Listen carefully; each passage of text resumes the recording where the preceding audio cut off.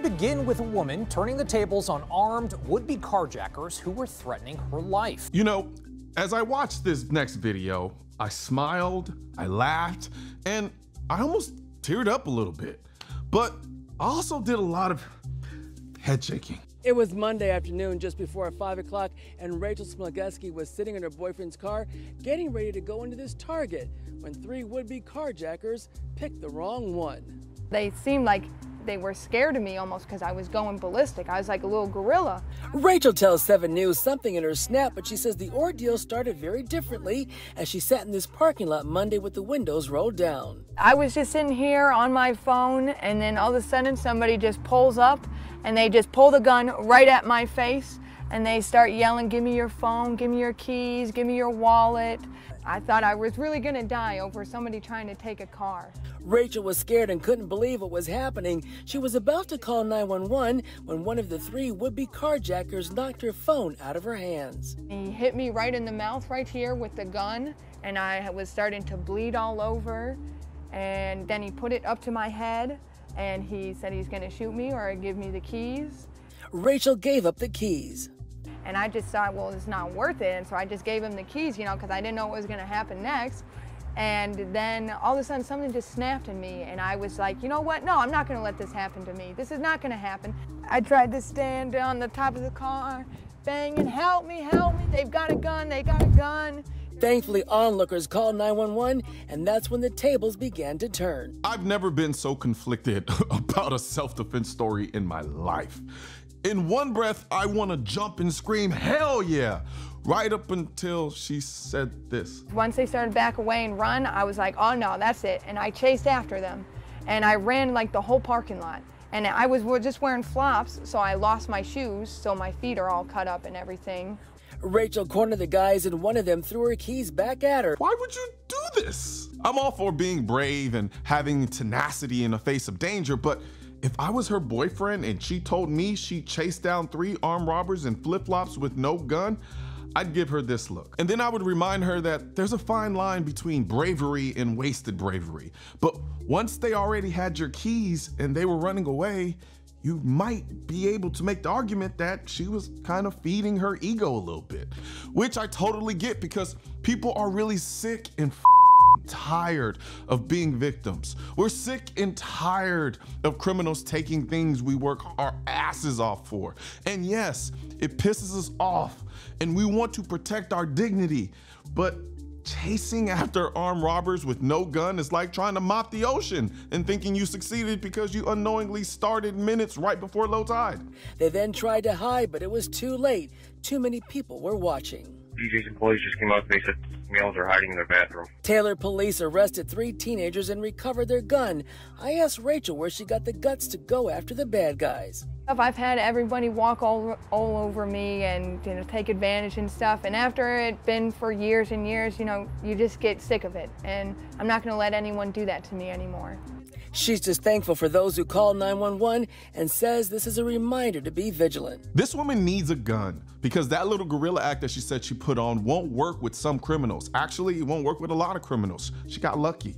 This happened in Michigan, which is an open carry state, so you don't even need a permit to carry a gun openly, and getting a concealed carry permit is easier than other states. So her having a gun would have put her in a much better position to defend herself. And as soon as she bought a gun, she would quickly become part of the Pew Collectors Anonymous Club. And for those who don't know what that is, the Pew Collectors Anonymous Club is a fellowship of gun owners who come together to encourage their gun buying problem. All you have to do to join is head over to shop.mrcolionnoir.com and purchase a Pew Collectors Anonymous shirt, hat, or drinkware, or all 3. Meetings are held 4 to 5 times a week right here on my YouTube channel in the comment section of the video that released that day. And there's no age, race, or sex requirement to participate. Membership is open to anyone who supports the Second Amendment, has a gun buying problem, and wants the support of other people who suffer from the same beautiful problem. Now, if you pay attention, the only time the powers that be praise self-defense stories is when a hero does it without a gun. But when someone uses a gun in self-defense, they ignore it.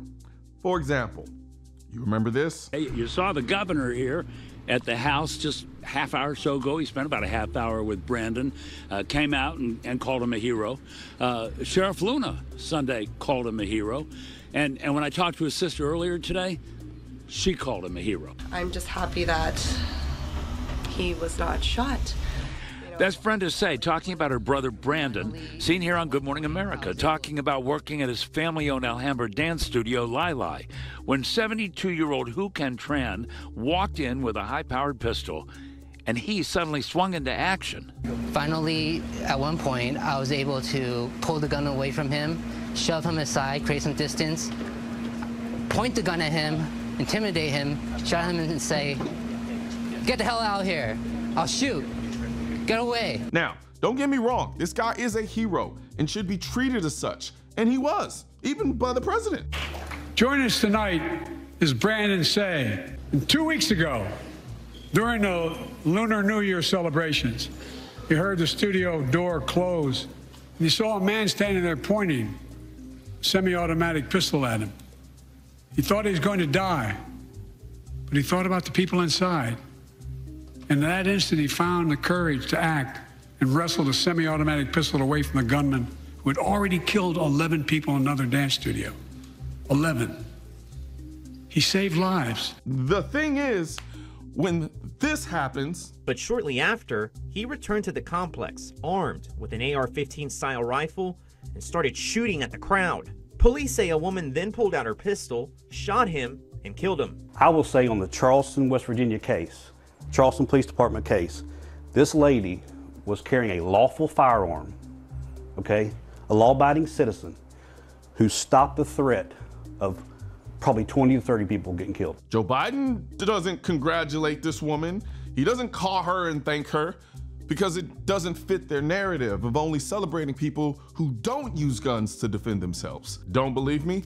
Listen to what the former New York Mayor Michael Bloomberg said after an armed citizen stopped a church mass shooting. It may be true, I wasn't there, I don't know the facts, that somebody in the congregation had their own gun and killed the person who murdered 2 other people, but it's the job of law enforcement to have guns and to decide when to shoot. You just do not want the average citizen carrying a gun in a crowded place. You see what I mean? They're so anti-gun, they'll praise you when you defend your life as long as it's without a gun. I'm praising this woman for her bravery in fighting back against an armed robber without a gun, but I'm also telling her to buy a gun because she might not be as lucky next time. That said, I applaud her for saying this. If I had been more alert, I probably would have saw them and I could have gotten away instead of letting them come up to the car. They thought I was an easy target. But you weren't. But they thought wrong. And she's 100% correct.